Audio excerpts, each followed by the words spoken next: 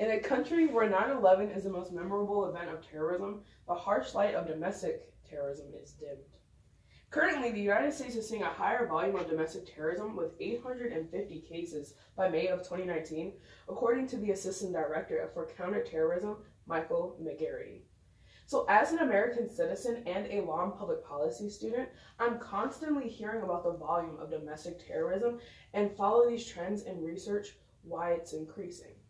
Domestic terrorism is now a more prevalent issue due to statistical evidence and new classifications of terrorism, but media and government coverage skew the knowledge of the people.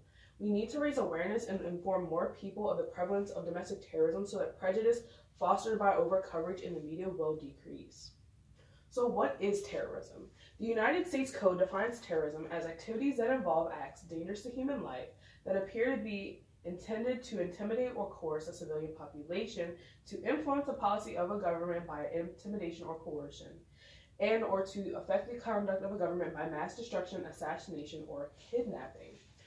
So domestic terrorism involves politically or socially motivated crimes that occur on U.S. soil without a connection to foreign terrorist organizations.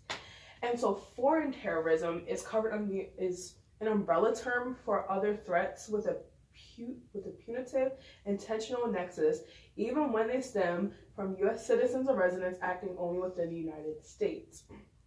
So, all in all, to kind of summarize that, domestic terrorism deals with political violence that's purely domestic, and our law allows for broader surveillance and wider criminal charges so that we can effectively combat this.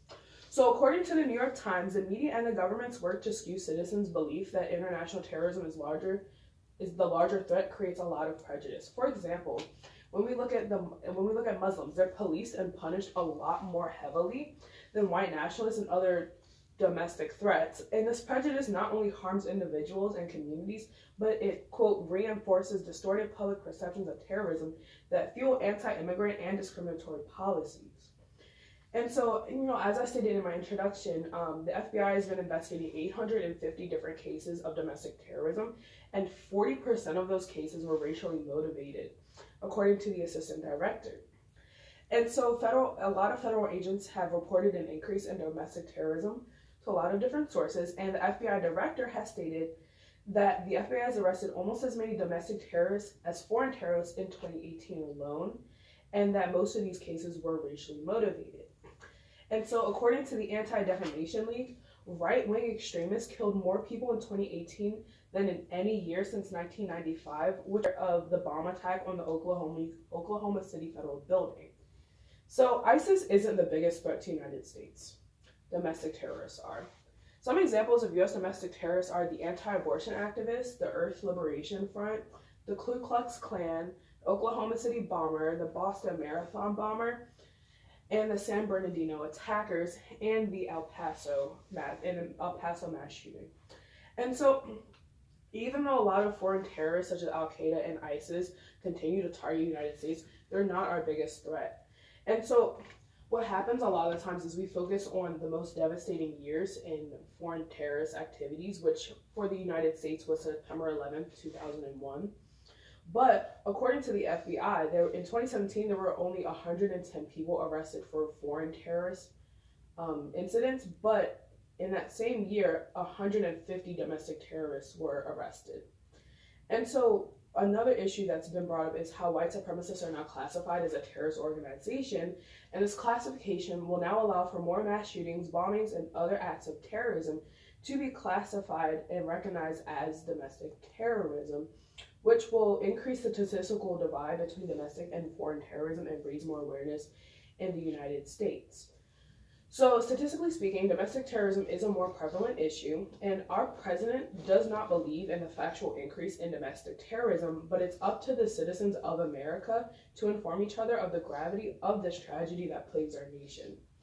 Domestic terrorism has increased, and it will continue to do so unless we implement the see something, say something rule. The same prejudice that we tag darker colored person with needs to be turned on the white supremacists. Thank you. That was, Should I talk? Oh wait, no, hold on, I gotta talk a little bit more. No, I literally gotta talk a little bit more. But anyways, also to sort of kind of sum this up with the see something, say something rule, a lot of the times domestic terrorism won't get reported because people believe in the backlash that happens when you start to report white terrorists.